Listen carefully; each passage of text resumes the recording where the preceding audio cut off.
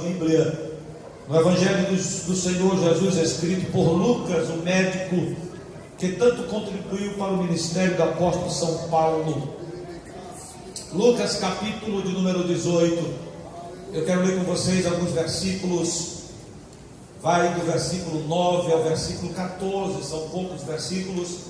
Esse texto, irmãos, é um texto conhecido, trata-se de uma história ilustrativa contada pelo Senhor Jesus Cristo para aqueles que estavam ali ouvindo e vendo os feitos que o Senhor realizava. Também conhecido como a parábola do fariseu e do publicano. Lucas capítulo 18, versículos 9 ao versículo 14. Quem achou, diga achei. Está escrito: e disse também esta parábola aos que confiavam em si mesmos, crendo que eram justos e desprezavam os outros. Dois homens subiram ao templo a orar, um fariseu e o outro publicano. O fariseu, estando em pé, orava consigo desta maneira: ó Deus, graças te dou, porque não sou como os demais homens, roubadores, injustos, adúlteros, nem ainda como este publicano. Jejuo 2 vezes na semana e dou os dízimos de tudo quanto possuo. O publicano, porém, estando em pé, de longe, nem ainda queria levantar os olhos ao céu, mas batia no peito, dizendo: ó Deus, tem misericórdia de mim, pecador. Digo-vos que este desceu justificado para a sua casa, e não aquele. Porque qualquer que a si mesmo se exalta será humilhado, e qualquer que a si mesmo se humilha será exaltado. Diga amém pelo texto. Aleluia. Como eu disse, queridos irmãos, estamos diante de um relato bíblico bem conhecido de todo aquele que tem familiaridade com a palavra de Deus. Trata-se da parábola do fariseu e do publicano. Hoje é um culto de instrução, de orientação, de ensino da palavra de Deus. Portanto, convém fazer a lembrança para o melhor entendimento de todos aqueles que nos ouvem do próprio texto e as suas referências. Pois bem, como eu disse, temos lido uma parábola. O que é uma parábola? Uma parábola trata-se de uma história com alegorias, com figuras de linguagem, com personagens fictícios. Parábola não trata daquilo que é real. É por isso que os seus personagens são fictícios. Parábola, ela tem por finalidade transmitir uma mensagem de advertência, mas também uma mensagem de conhecimento. Pode também trazer uma mensagem de auxílio, até de coragem e bravura. Mas também, na sua maioria, as parábolas trazem grandes lições e ensinos. É por isso que Jesus Cristo, durante todo o seu ministério, ele usou muito das parábolas, principalmente para chamar a atenção de quem ele queria, para orientar, mas acima de tudo para dar grandes lições e ensinamentos. Está comprovado, irmãos, cientificamente, que se aprende muito mais fácil os assuntos ou a matéria que é ensinado por meio de história, isto é, parábola. E aí eu vou voltar no tempo. Quem aqui cresceu na igreja e não se lembra daquelas histórias que a mãe, que o pai contava da Bíblia, ilustrando, não é? Enfatizando seus personagens, não mudando o sentido da história, mas incrementando, ampliando, simplificando. No trabalho infantil nós temos inclusive encenações, peças representativas, que quando nós, principalmente criança, vê, ouve, nunca mais se esquece daquelas histórias. É por isso que até hoje se é cultivado o ensino das crianças por meio de histórias. Quem é pai, quem é mãe, sabe muito bem, não é? Que os filhos que gostam de história, tem uns que não dormem sem ouvir história. Os meus já cresceram, mas de vez em quando eles contam a história. Porque se grava, se memoriza tudo aquilo que nos é ensinado por meio da história. Irmãos, e eu gosto. Eu disse aos irmãos, e tenho dito que eu tenho dificuldade de memorização, mas quando eu ouço uma história, eu não esqueço. Posso não lembrar dela inteira, mas aquilo fica marcado, e isso está comprovado cientificamente, que o ensino por meio ilustrativo, ele é muito mais, fixa muito mais na mente daqueles que ouvem, até fazer com que aprendam. Aqui, nesta parábola, Jesus envolve dois personagens antagônicos, diferentes ao extremos. Só Jesus faz isso. Eu quero já chamar a sua atenção, porque Jesus é assim, ele gosta dos extremos. Jesus usa dois extremos, dois personagens do extremo. Ele usa um religioso, mas aquele religioso fanático, e ele usa aquele que é execrado da sociedade judaica, especialmente na época. Jesus usa um fariseu e um publicano para compor a sua parábola. Vamos entender, assim como já compreendemos o que é parábola. Quem entendeu, diga amém. Amém. Olha para o irmão e diga assim: não esqueça mais o que é parábola. Então você já memorizou, já guardou o que é parábola, não é? É uma história com alegoria, história com personagens fictícios, no sentido de ensinar, de orientar, enfim, de trazer lições. Eu disse que Jesus usou aqui dois personagens, um fariseu e um publicano. Quem eram os fariseus? O fariseu era alguém tido como o maior ou um dos mais religiosos de Israel, alguém extremamente religioso, que pertencia a uma seita conhecida como a seita dos fariseus, ou farisaísmo. Tratava-se esta seita de um grupo que surgiu por volta do século II antes de Cristo.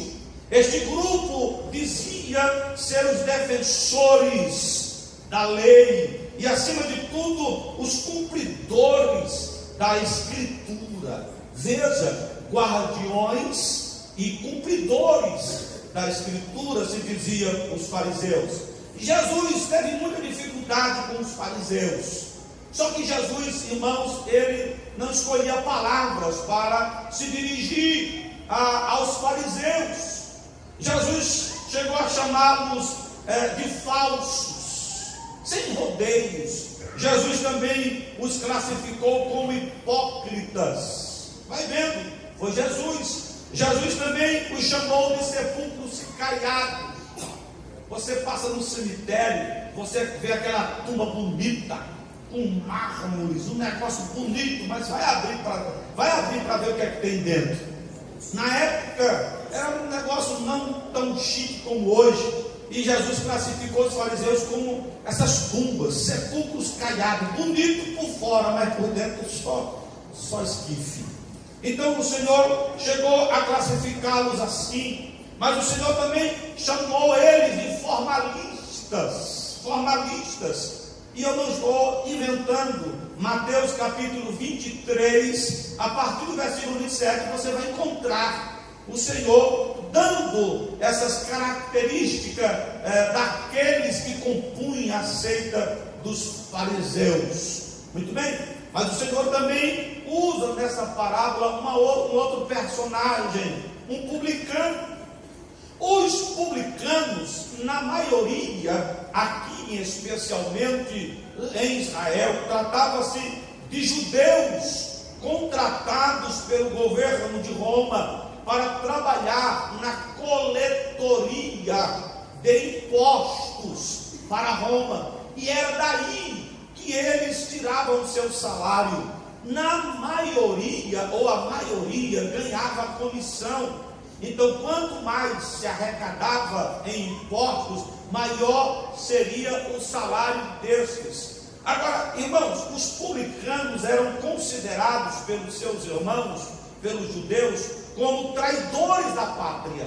Eles não admitiam, eles não aceitavam o fato de um judeu trabalhar contra os seus irmãos, trabalhar para um governo que oprimia eles, para o governo de Roma, e ainda tirar deles para destinar a este governo. Agora, a história vai nos mostrar, na sua maioria, é claro que em cada caso há uma exceção. Os irmãos aqui já me ouviram fazendo uma defesa aqui do pequeno Zaqueu. Zaqueu era chefe de uma coletoria de impostos, tinha muitos publicanos sob suas ordens e sua orientação, mas os publicanos, na sua maioria, eles ultrapassavam o limite da ética, eles extorquiam os seus próprios irmãos, faziam cobranças indevidas, ilegais, e tanto eles fraudavam os seus irmãos nas suas cobranças, como também o próprio governo na sua prestação de contas. É por isso que a maioria dos publicanos eram os mais ricos na região. Eram homens que tinham posses, propriedades, valores, ouro, enriqueciam rapidamente aqueles que detinham tais funções. Porém, os publicanos, eles eram repudiados pelos seus irmãos, eles eram expulsos das sinagogas, era proibida a presença, a frequência dos publicanos nas igrejas dos judeus. No templo, então, não podiam sequer se aproximar. Os publicanos eram classificados no mesmo grau das prostitutas na época. Eram pessoas desprezíveis, desprezáveis. Eram pessoas que não tinham contato com a sociedade, somente com o seu grupo seleto. Então eram pessoas indesejadas, intragáveis. Não é? É por isso que quando Jesus foi na casa de Zaqueu, as pessoas, aqueles que cercavam Jesus, ficaram admirados, perplexos. Como é que pode ele na casa de, permita usar a expressão porque era exatamente assim que eles classificavam, como é que ele vai pousar na casa de um ladrão? Como é que ele vai pousar na casa de uma pessoa como Zaqueu, que não tem qualificação, que é desprezível, que é odiado, que é desprezado? Eles admiraram. E eu disse que eu fiz uma defesa de Zaqueu. Muitos chamam Zaqueu de ladrão, mas se você fizer uma matemática, por isso que eu fiz uma defesa do coitado do Zaqueu, que nem aqui está hoje. Cadê o Zaqueu? Não veio, né? O Zaqueu, ele diz para Jesus, quando ele percebe aquele buchicho, ele diz: Senhor, metade dos meus bens eu vou dar aos pobres. Metade. Então vamos para a matemática, metade. Se ele pega tudo que ele tem, divide, dá metade para os pobres, ok, ele ficou com a outra metade. Só que ele diz mais, ele diz: se em alguma coisa eu roubei alguém, eu devolvo 4 vezes mais. Então, o que ele estava dizendo? Eu pago e dou 4 vezes mais. E eu pergunto para você, se ele tivesse defraudado, a metade do que ele tinha seria suficiente para pagar a quem ele roubou, a quem ele fraudou? Então, como eu disse, para todos sempre há uma exceção, não podemos generalizar. O Senhor trabalha na vida daquele homem e ele muda completamente, né? Não apenas na questão social, mas ele demonstra a sua fé e aceitação a Jesus ao ponto de se desapegar das questões ou dos bens materiais, porque afinal de contas, na sua casa estava aquele que é o Rei dos Reis, o Senhor dos Senhores, o dono do ouro e da prata, o Senhor Salvador. Zaqueu entendeu isso, que Jesus era mais valioso do que tudo quanto ele possuía. Mas os publicanos eram classificados assim, pessoas indesejáveis. Ninguém tinha amizade com o publicano, nem queria. E voltando a essa questão do Senhor ter usado dois personagens tão diferentes, perceba, nessa parábola, Jesus coloca o fariseu e o publicano. Aonde? Na mesma casa. Na mesma casa. Olha que interessante. O Senhor pega duas pessoas completamente diferentes, que não se gostavam, que não se davam bem. Aonde é que Jesus coloca? Na mesma casa. Jesus gosta disso, irmãos. Jesus gosta disso. Quem diz para você que aquela pessoa que você não gosta, ela não pode congregar aqui? Quem diz para você que aquele que não te faz bem tem que sair? Não, não. Jesus gosta de manter. Agora, por que você pergunta para ele? Você quer coisa de Jesus? É Jesus quem faz isso. Eu digo uma coisa a você: se ele faz isso é porque ele sabe trabalhar. Ele vai trabalhar no bom, vai trabalhar no que não é bom também, porque para Jesus todos vão prestar. Se eu tivesse que escolher, eu não escolhia como Jesus. Se você tivesse que escolher, certamente você deixaria de fora aquela pessoa que você não gosta, que ele não se dá bem com você, que ele distrata você, aquela pessoa que você quer distância dela, você deixaria distante mesmo. Haja visto que quando você faz uma festa, você não convida ele, você não convida ela. E olha aqui para mim, você não está errado não, porque Jesus mandou amar, não mandou levar para casa. Eu vou trabalhar nos dois extremos hoje nessa reflexão. Jesus mandou amar, mas não mandou levar para casa. É por isso que Jesus botou os dois no mesmo lugar, na casa dele, na minha, na dele. Jesus faz assim, Jesus faz assim. Ele não abre mão de ninguém, Jesus não abre mão de nenhum. Jesus não abre mão de ninguém. Entenda isso. Igreja é isso. Igreja cabe em você, bonzinho, bonitinho, arrumadinho, mas cabe mal amanhado, atrapalhado, aquele que dá dor de cabeça também cabe aqui. Jesus põe os dois no mesmo lugar. Me dá certo. Oh, aleluia. Glória a Deus. Eu gosto de Jesus, ele trabalha assim. Nós, irmãos, é que somos seletivos, gostamos de incluir quem nós gostamos e excluir quem nós não gostamos. Não é assim que você faz quando você não gosta de ninguém, de alguém. A primeira coisa que você faz é bloquear o WhatsApp, bloquear. Nas redes sociais você vai lá e deleta. É do ser humano. Jesus não. Jesus, quando alguém peca contra ele, o Senhor procura ele. Eu quero te perdoar. Eu não desisto de você. Oh, glória ao nome de Deus. Se Jesus tivesse desistido de mim, onde eu estaria? Se Jesus tivesse desistido de você, você estava congregando na rua. Aleluia. Olha você aqui, olha você. Jesus pega o fariseu e o publicano, coloca eles na mesma casa. Eu não entrei na mensagem ainda. Quem sabe prega outro dia, porque a hora já foi. Jesus coloca eles na mesma casa. Eu ia pedir para você fazer um negócio para ele. Jesus coloca eles na mesma casa. E detalhe, Jesus os coloca diante do mesmo Deus.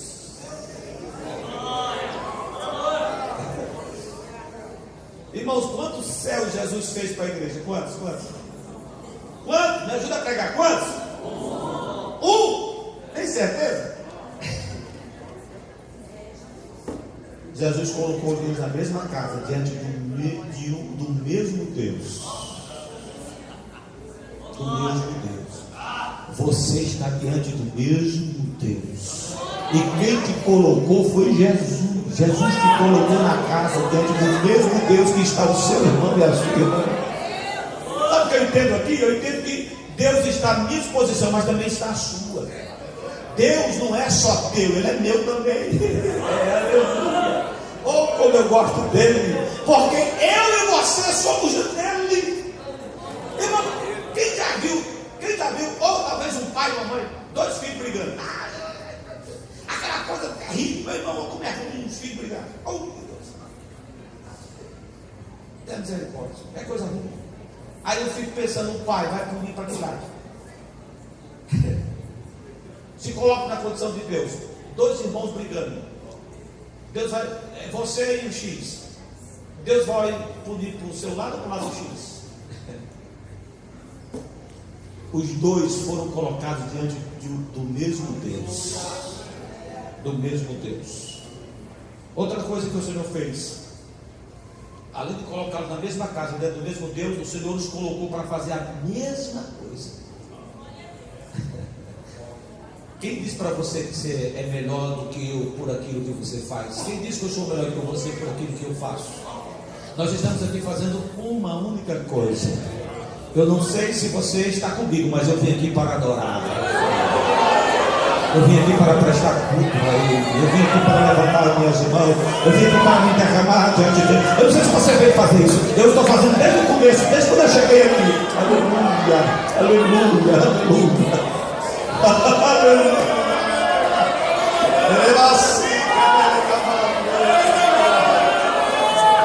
glória a Jesus. A oportunidade que Ele dá a mim, Ele dá a você também.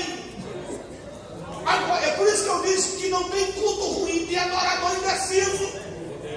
Quem diz para você, o culto antes foi ruim para você, porque você não fez o que eu estou fazendo. Porque se eu e você fizermos a mesma coisa, esse culto é o melhor culto da nossa vida.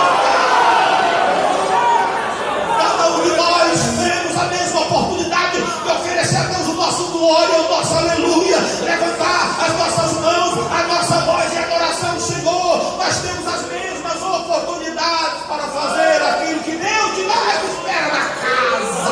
Na casa, o Senhor espera de você na casa, o Senhor espera de mim na casa. Então não devia pertinho na casa, faça o que você veio fazer para Ele. Aleluia. O Senhor colocou os dois na mesma casa, diante do mesmo Deus, para fazer a mesma coisa. Só que tem uma diferença. Só um saiu da casa abençoado. Só um saiu da casa abençoado. Eu disse que não dá para pregar, isso aqui é só introdução, deixa para outro dia. Eu queria falar sobre a oração do fariseu e do publicano, mas não dá. Eu quero fechar aqui. O Senhor colocou os dois na mesma casa, diante do mesmo Deus, para fazer a mesma coisa. Só que apenas um saiu com o culto aceito. Só o culto de um foi agradável a Deus. Isso me preocupa. Aí é que está a minha preocupação.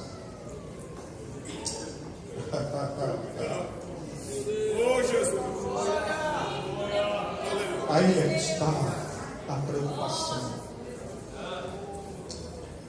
É que infelizmente nem todos têm seu culto aceito por Deus.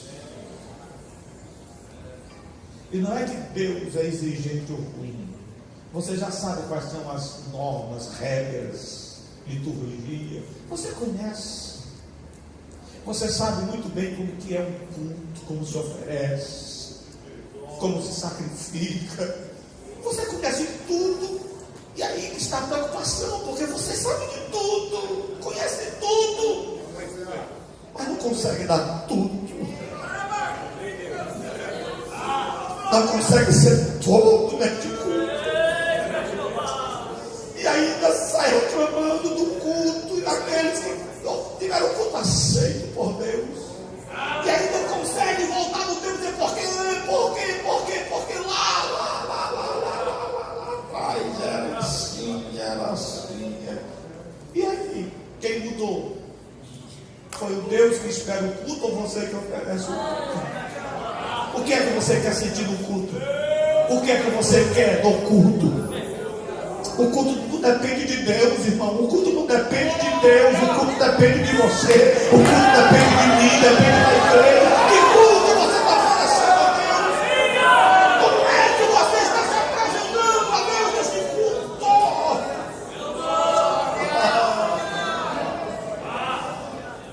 Deus é um Deus organizado. É por isso que Deus, Ele determina um rito, um modelo, as normas. Ele coloca à disposição daquele que vai contribuir ou oferecer, para que nós saibamos como oferecer, como fazer. Isso já vem desde os primórdios, desde o princípio, na questão do sacrifício, na questão dos estatutos, da lei. E o Senhor vem orientando nos cerimoniais, nos cultos. O Senhor vem orientando para que ofereçamos o culto agradável ao Senhor nosso Deus. Então, por favor, meu irmão, minha irmã, eu quero concluir dizendo para você o que já tenho vos dito aqui: cada culto é ímpar. Culto não se repete. O culto de hoje nunca mais vai se repetir. Não. E a Bíblia nos diz que ao memoriar na presença de Deus, os céus, tem muitos livros no céu, e um dos livros é para registrar os cultos que os crentes oferecem a Deus. E hoje está registrado um dia, um momento, um tempo que você aqui esteja adorando ao Senhor. Quantas vezes você levantou a mão, quantos glória a Deus, se você ofereceu mesmo de coração ou não, está registrado, porque quando você chegar diante de Deus, Deus vai olhar você e vai ver em você o verdadeiro adorador.